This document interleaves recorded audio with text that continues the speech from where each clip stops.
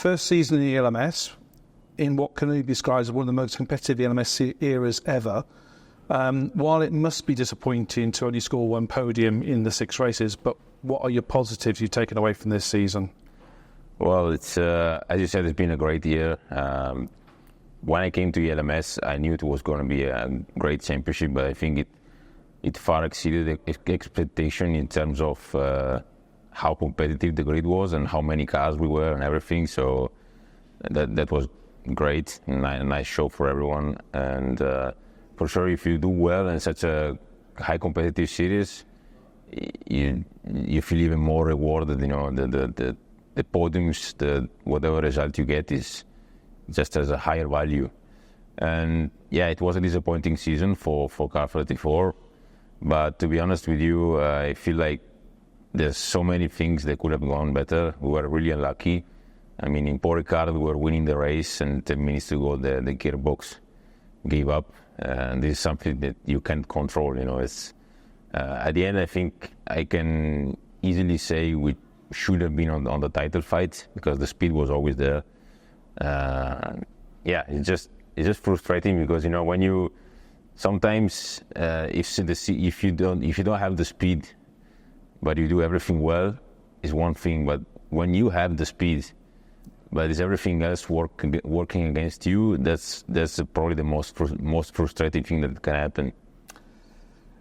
Endurance is all about teamwork. It's not just you and your fellow drivers, Ollie Gray and Clement Novalak, but it's the engineers, mechanics, and support staff behind you at Inter Europol.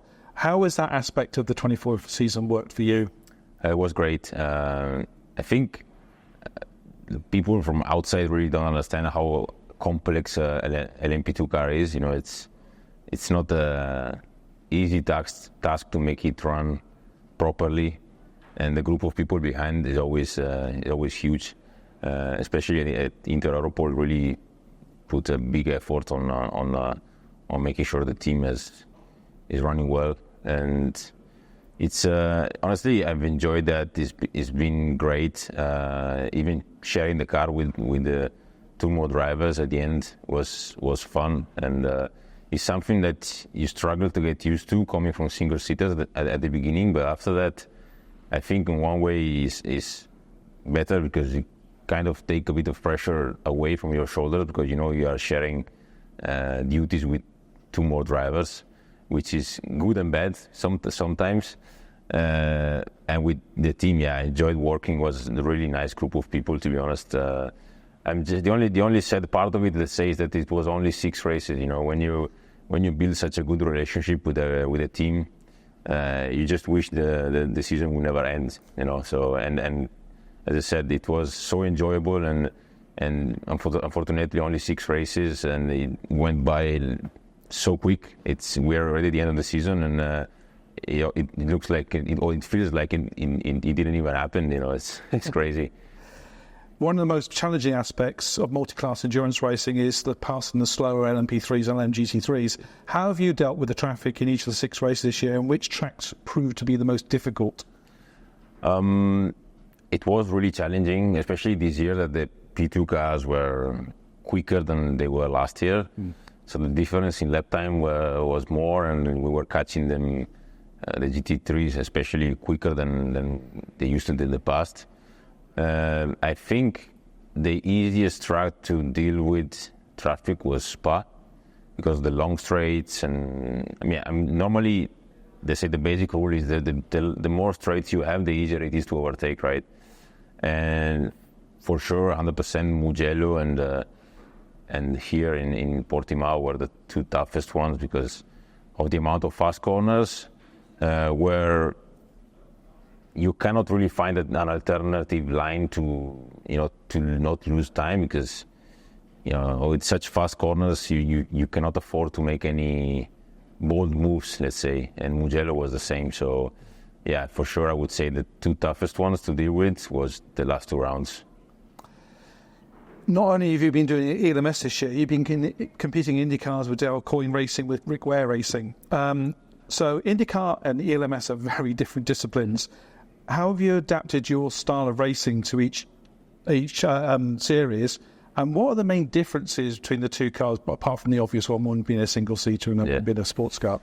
Different in driving wise, not many, because I think the P2 car is closer to a single seater than people think, because at the end it is a single seater with a closed cockpit. Just sitting a bit further to the left, and then instead of being sitting in the middle, but it's the driving style. Everything is really similar. You've got different things like the power steering in here, which helps a lot because the steering is pretty light. In IndyCar, you don't have that, so you just need to turn with the strength of your arms. You got the traction control here, which in IndyCar you don't have. You have a little bit more things to play with here in the P2 car, which is nice, I think. It's still raw enough, let's say, as a car to be, let's say, to make a difference as a driver, but you have small tools that can help you setting up the way you want it and make you feel, let's say, more, competitive or more feeling better with the car. IndyCar it's a proper formula class. Let's say it's more driver related. It's more, but I think it's also due to the fact that you are alone in the car. It's the TC settings, these few things that you have in a P2 car helps a lot when you have to share the car between more drivers. So if there's a few things, if one driver likes more one setting and another driver likes more another one, you can always change it quite quickly. In Formula cars, basically that car is set up just for you, and you don't need to do fine tuning while you're driving. Most of the time it's just work that is done in the background, let's say. So it's really different, but in terms of driving, I would say it's quite similar. It's the downforce level of the P2 car it's impressive, and it makes it really close, to be honest. And as I said, I enjoyed driving, especially in Mugello and Portimao. I could really feel the potential of these cars and how close they are to IndyCar or F2 or, let's say, whatever of the high-end Formula cars. So I know we're at the end of the 2024 season. Probably a bit early to say, but what are the plans for Luca Ghiotto for 2025? Will we see you back in a sports car next year?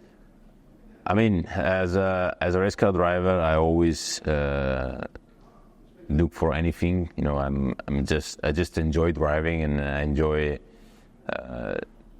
racing whatever championship, to be honest. So I hope to be back because I love the ELMS. I think the level is really high. The organization, everything, the way the races are done, it's great. And if I can come back, I would be really happy too. I don't know where, I don't know with who. That's too early, but for sure, if I have the chance to come back, I will 100% take it. Brilliant. We'd love to see you back here. Thank you, Luca. Thank you.